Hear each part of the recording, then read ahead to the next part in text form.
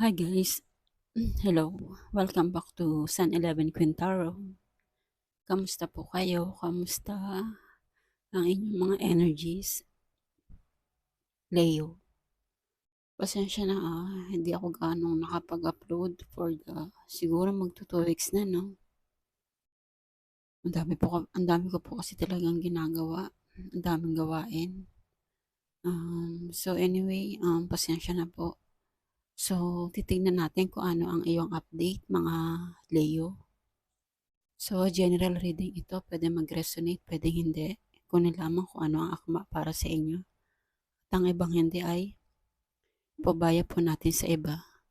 So, simulan na natin kung ano ang inyong mga energies, Leo.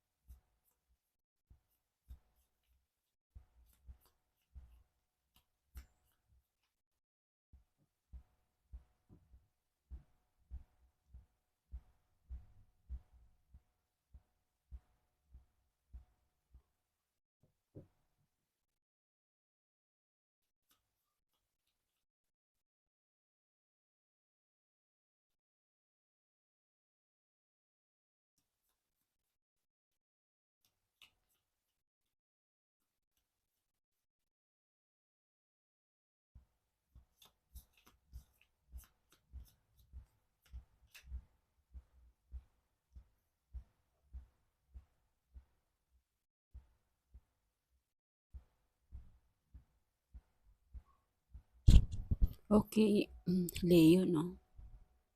Divination means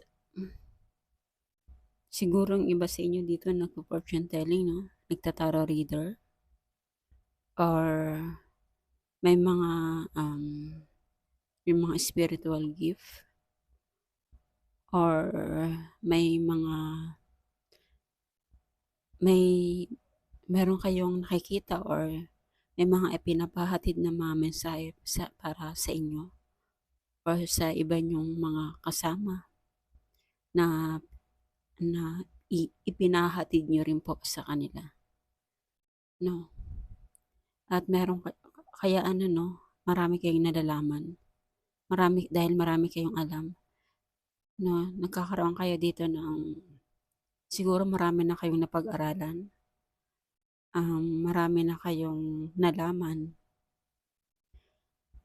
Kaya nagkakaroon kaya dito ng talagang pagkakaroon ng judgment, no? Kasi may mga bagay na alam nyo, no? Kaya nagkakaroon kayo ng talagang success na overcoming nyo yung mga achievement no, nakukuha nyo, na ma-master nyo. Dahil nga dyan sa pagkakaroon nyo ng kaalaman, pagiging napakatalino nyo, no? Kahit may mga sometimes may mga konting struggle na dumarating sa iyong pagsusumikap pero patuloy nyo itong pinaglalabanan, no? So tingnan pa natin Ano pa ang message sa inyo for the month of November, Leo?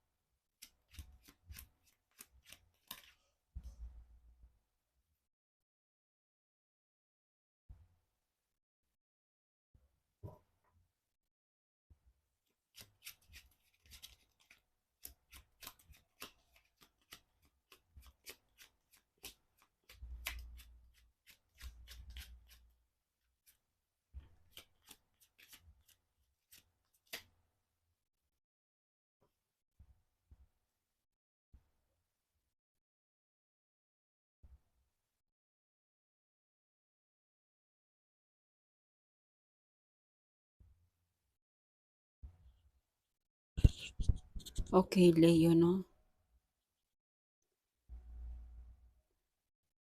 Ang ilan sa inyo, no?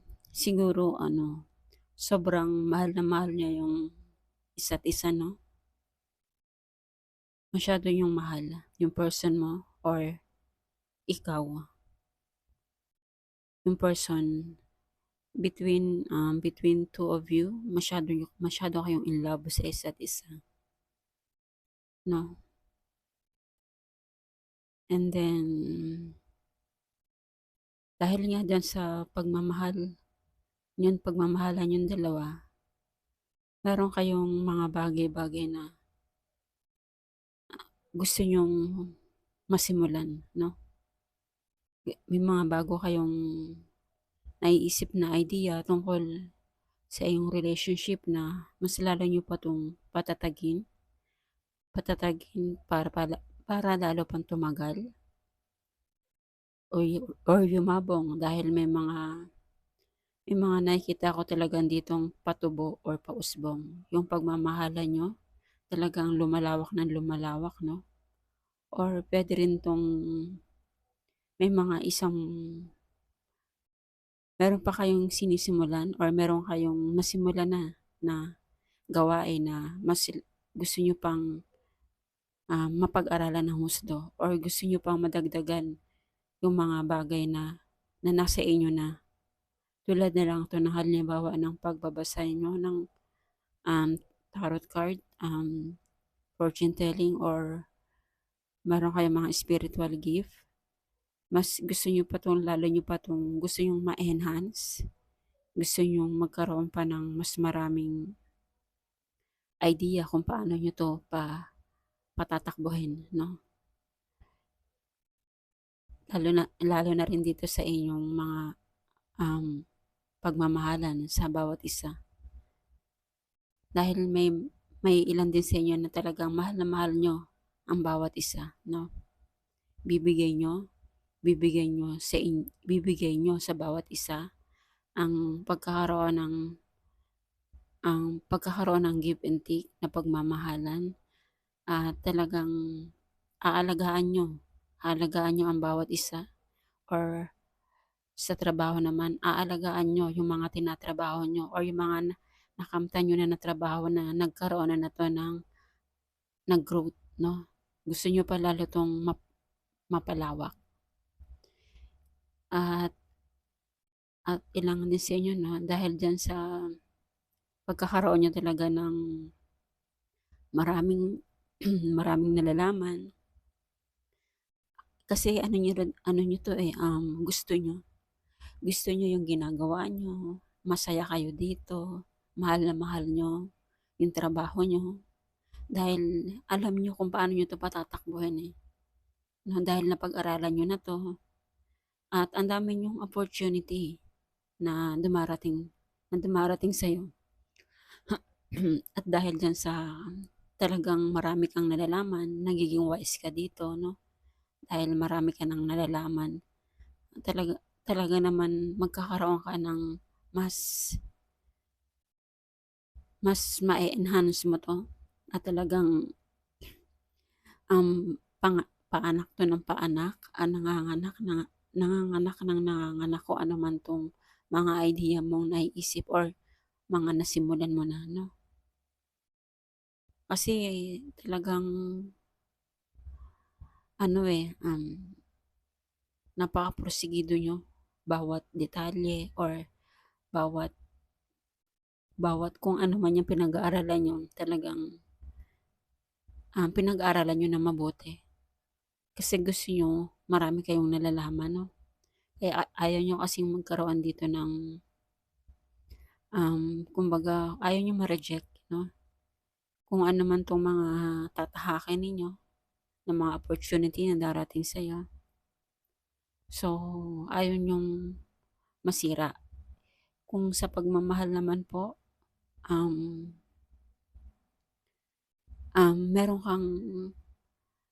meron ka sigurong, napupusuan or nagugustuhan na gusto mong makuha 'no. At ayan ay makakamtan mo kasi, napakatalino niyo po dahil marami kayong alam at hindi ka dito mabibigo dahil, pinag-aaralan mo din 'no, masyado mong pinag-aaralan kung ano man 'tong mga, um, gusto mong magkaroon ng mas maraming experience para mas lalo mo pa 'tong mapagtagumpayan. Kasi magkakaroon ka talaga dito ng ma-o-overcome mo lahat kung ano man 'tong mga minimithi mo, itong mga opportunity na darating sa'yo, ma-o-overcome mo 'to, makukuha mo 'to dahil sa pagsusumikap mo. At talagang dahil diyan sa pagkakaroon mo ng tama ng katalinuhan at talagang passion niyo at nagkakaroon ka rin dito ng ano, may mga guided ka kung paano mo 'to patatakbuhin. So, makakamtan mo. Uupo ka dito, uupo ka kung saan man yung pinapangarap mong trono, makakamtan mo 'yan. Uupo at uupo ka dito dahil, alam mo sa sarili mo na kaya mo 'tong mapanghawakan 'no, kaya mo 'tong maabot dahil na-master mo na 'to. Kaya nagkakaroon ka dito ng success kasi nga napag-aralan mo na 'to at talagang nasa 'yo ang trono. Talagang nasa mga kamay mo 'no, nasa kamay mo ang mga success na pinapangarap mo 'no. Kahit dito sa kahit dito sa pagmamahal na sobra niyong mahal niyo ang isa't isa, ibinibigay niyo ibinibigay mo sa kanya kung ano ang karapat-dapat na para sa person mo or kung hindi naman sa mga growth mo, sa mga gusto mong maabot, sa mga gusto mong simulan, makukuha niyo po 'to dahil talagang, alam niyo 'to kung paano niyo patakbuhin 'no. So, tignan pa natin kung ano pa.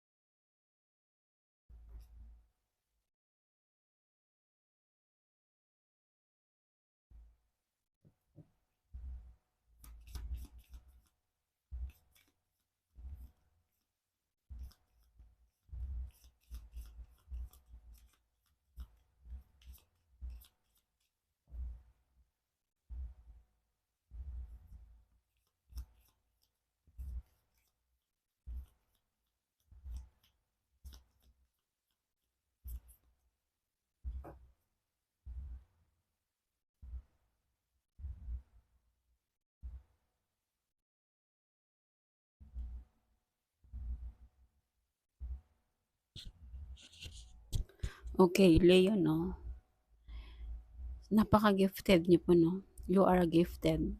Kasi nga, meron ka ditong divination, so nabiyayaan ka 'no, nabiyayaan ka ng talent na na talagang tinatahak mo. Tinatahak mo 'to kasi ano mo 'to, lalo mo pa nga 'tong pinapalawak or lalo mo pa 'tong ene-enhance kasi nakaka-receive ka kasi ng mga ano dito, ng mga mensahe na dumarating sa'yo kung paano mo 'to gagawin. Kasi you are very intelligent and talented. Kasi biniyayaan ka ni Lord kung paano mo 'to tinatrabaho or kung paano mo 'to tatrabahuhin. Ito tulad na lang 'to na halimbawa ng fortune telling. So, ginagawan mo 'to ng, dine-develop mo kumbaga, nilalagay mo sa puso't isipan mo na talagang kailangan mong maging malawak or kailangan mong magkaroon talaga ng mas malawak na pagkakaalam dito or pakiramdam. Excuse me. Kasi nga excuse me. Kasi nga, you are a divination and you are a tarot reader. Excuse me. Sa throat chakra ko, oh my God. Okay, so Leo 'no. So, dahil nga diyan sa pagiging talagang,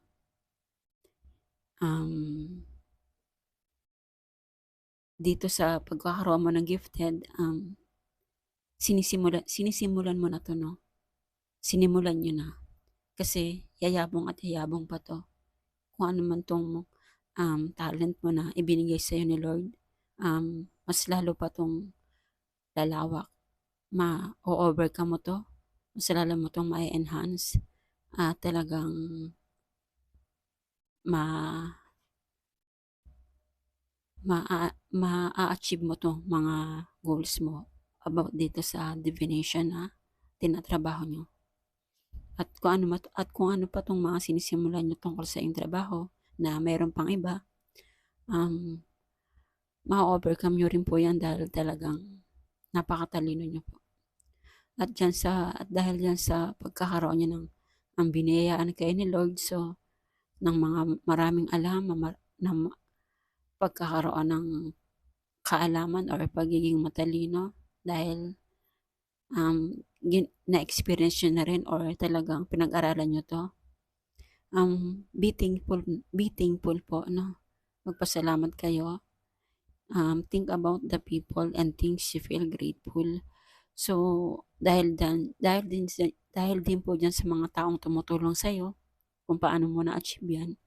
So, be thankful po 'no, be thankful po sa kanila, 'wag po silang kalimutan dahil, dahil sa kanila,